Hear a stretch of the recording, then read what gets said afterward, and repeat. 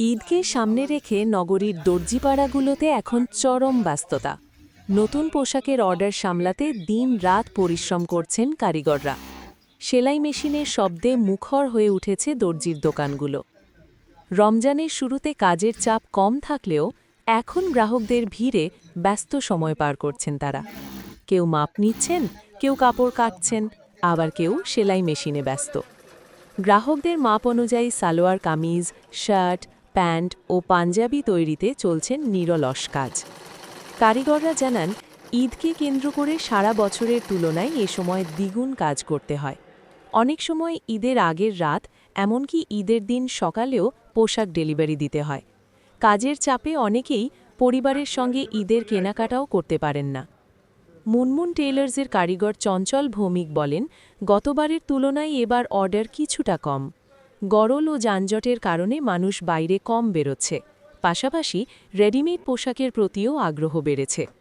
অঞ্জলি ladies টেইলার্সের কারিগর আরজু দেওয়ান জানান, নতুন অর্ডার বন্ধ করলেও পুরনো গ্রাহকদের কাজ নেওয়া হচ্ছে। অনেক সময় গ্রাহকদের চাহিদা অনুযায়ী ঈদের আগের রাত পর্যন্ত কাজ করতে হয়। দর্জির দোকানে পোশাক বানাতে আসা তামান্না বলেন, দর্জির কাছে সেলাই করানো পোশাক বেশি মজবুত এবং পরতে আরামদায়ক। সব মিলিয়ে অন্যের ঈদের আনন্দের জন্য নিরলস পরিশ্রম করলেও অনেক কারিগরের ঈদ কাটে কর্মব্যস্ততার মধ্যেই। শুরু হয়ে গেছে এবং কাজ ভালো হচ্ছে এবং অন্যান্য বছর যেরকম 15 রোজার পরের থেকে কাজ শুরু হয়, এবার প্রথম রোজার থেকেই কাজ শুরু হয়ে গেছে এবং সবাই স্বতঃস্ফূর্তভাবে কাজ করতেছে।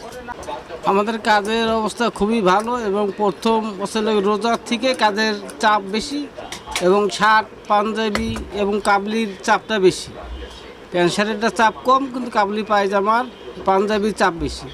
কীরকম চাপ? কাজ কামের অবস্থা ভালো, কাজ কাম খুবই চাপ আছে, আর আমরা প্রথম থেকেই কাজের চাপ বেশি। 14 রোজার পরের থেকে অর্ডার নেওয়াই বন্ধ হয়ে যাবে আমাদের এখানে। বরাতের পরের থেকে কাজ শুরু, ভরপুর কাজ শুরু হয়ে গেছে। চাপ বলতে এখন অনেক বেশি তুলনামূলকভাবে। আর এই কাজটা এইভাবে চলতে পারে যদি আমাদের বিদ্যুতের সমস্যা না হয়, নিরবিচ্ছিন্ন বিদ্যুৎ থাকে, তাহলে আমরা পরিপূর্ণ কাজটা সুন্দরভাবে করতে পারব। যেভাবে আছে যদি এইভাবে থাকে। আমাদের কাজের চাপ তো রমজানের আগে থেকেই শুরু হয়েছে। আমরা দীর্ঘক্ষণ রাত জেগে কাজ